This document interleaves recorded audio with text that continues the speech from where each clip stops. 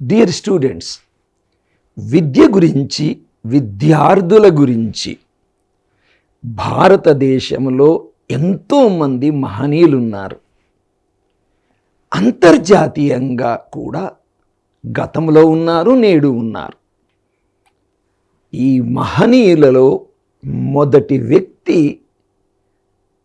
Babasaheb doctor BR Ambedkar. ఈరోజు మనము ఆ బాబాసాహెబ్ అంబేద్కర్ మహనీయుడు విద్యార్థులకి ఎటువంటి ఉపదేశం ఇచ్చాడో చూద్దాం. బాబాసాహెబ్ భారత రాజ్యాంగ నిర్మాత, మనందరికీ తెలుసు.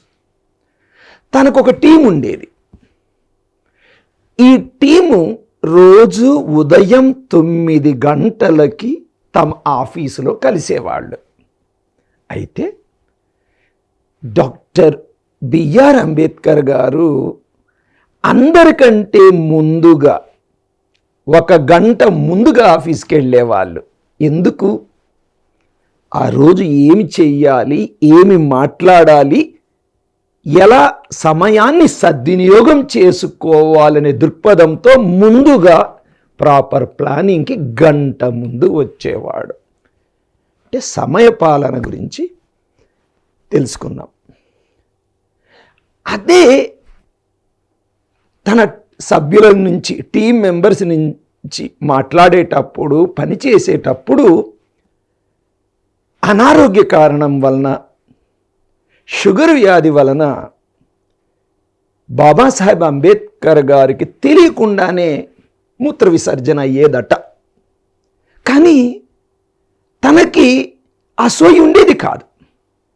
అంటే పనిలో ఎంత నిమగ్నమై ఉండేవాడో అనేది ఒక విద్యార్థిగా మనము ఆలోచించదగ్గ విషయమే కదా. బాబాసాహెబ్ విదేశాలలో, ఇంగ్లాండ్లో చదవాలి అనుకున్నాడు. బొంబాయి మహారాజు 3 సంవత్సరాలు స్పాన్సర్షిప్ చేశాడు. అంటే 3 సంవత్సరాలలో మన అంబేద్కర్ గారు చదువు ముగించుకొని భారతదేశం తిరిగి రావాలి. లండన్ స్కూల్ ఆఫ్ ఎకనామిక్స్, ఒక ప్రఖ్యాత యూనివర్సిటీలో ఎకనామిక్స్లో డాక్టరేట్ పొందిన తొలి మేధావి. అయితే విద్యార్థిగా మనం నేర్చుకోవాల్సింది అక్కడ లైబ్రరీలో దగ్గర 16,000 పుస్తకాలు. 3 సంవత్సరాలు ఆయనకి రాజుగారు విధించిన గడువు. అంటే దగ్గర 1000 రోజులు.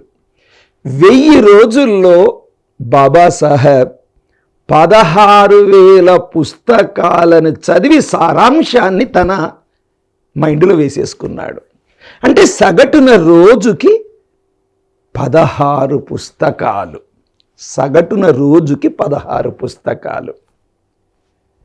డియర్ స్టూడెంట్ చిల్డ్రన్, మనకు సెమిస్టర్కి మహా అయితే ఎన్ని సబ్జెక్టులు ఉంటాయి? 5 సబ్జెక్టులు. ల్యాబ్స్ 2, 3, ఓకే, అన్నీ కలిపి 8 అనుకుందాం. సెమిస్టర్కి 8, 2 సెమిస్టర్లకు కలిపి 16. బాబాసాహెబ్ రోజుకి 16 పుస్తకాలు జీర్ణం చేసుకున్నాడు. మరి మనము సంవత్సరములో, 1 సంవత్సరానికి 16 సబ్జెక్ట్స్ చదవలేమా? కింద మీద పడుతున్నాము. ఒక్కసారి ఆ మహనీయునితోటి కంపేర్ చేసుకోండి. బాబాసాహెబ్ ఇంగ్లాండ్లో చదువుకోవడానికి వెళ్ళాడు పూర్తి ఏకాగ్రతతో. అప్పటికే తనకు వివాహం అయ్యింది. తనకున్న పిల్లలలో 4 పిల్లలు అనారోగ్య కారణాల వల్ల చనిపోతారు. బాబాసాహెబ్కి ఆ విషయం తన భార్య చెబుతుంది. కానీ ఆయన తనకున్న సమయ పరిధిలో భారతదేశానికి అణగారిన వర్గాలకి సేవ చేయాలి, ఏదో ఒకటి చేయాలి అని కోరికతో ఉన్న వ్యక్తి తన పిల్లలని కూడా త్యాగం చేస్తాడు. అంటే ఆయన తలుచుకుంటే అక్కడ చదువు మానేసి మన భారతదేశానికి వచ్చి ఏదో ఒక పని చేసుకొని పిల్లల్ని పోషించలేడా, భార్యను పోషించలేడా? అలా అనుకోలేదు. కోట్లాది మంది నిరుపేద అణగారిన వర్గాలకి ఏదో చెయ్యాలి అని ఒక తపనతోటి, ఒక సత్సంకల్పంతో ఆయన చేసిన త్యాగం ఎంతమందికి తెలుస్తుంది? బాబాసాహెబ్ ఎప్పుడు ఒక మాట అనేవారు, education is the means of emancipation అని. అంటే విద్య అనేది అనేక రకమైన రుగ్మతలకి మందుగా పనిచేస్తుంది అని. మరో మాట అంటారు ఆ మహనీయుడు,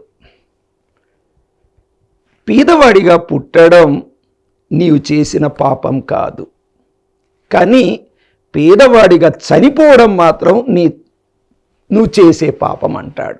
అంటే ఇక్కడ ఏదో అమాంతంగా లక్షల కోట్ల రూపాయలు సంపాదించమని కాదు, ఆయన ఉద్దేశం అది కాదు. ధర్మబద్ధంగా, ఎథికల్గా నీ కాళ్ళ మీద నువ్వే నిలబడమే కాదు, 10 మందికి సహాయం చేసే స్థాయికి రావాలి అంటాడు. అంతేకాదు ఆయన మరో ఉద్దేశం ఏంటంటే, కేవలం అదృష్టం అనే మాట మీద ఆధారపడకుండా కష్టపడు, మూఢనమ్మకాల మీద ఆధారపడకుండా కష్టపడు అని చెప్పిన మహనీయుడు బాబాసాహెబ్ అంబేద్కర్. అలా ఆయన జీవితంలో చూస్తూ ఉంటే రోజులు, సంవత్సరాలు కూడా సరిపో. సో ఈ రోజుకి ఆ బాబాసాహెబ్ అంబేద్కర్ గారి నుంచి మనం ఏమి నేర్చుకోవాలో కొంత మాత్రమే నేను మీ ముందు ఉంచగలిగాను. Thank you.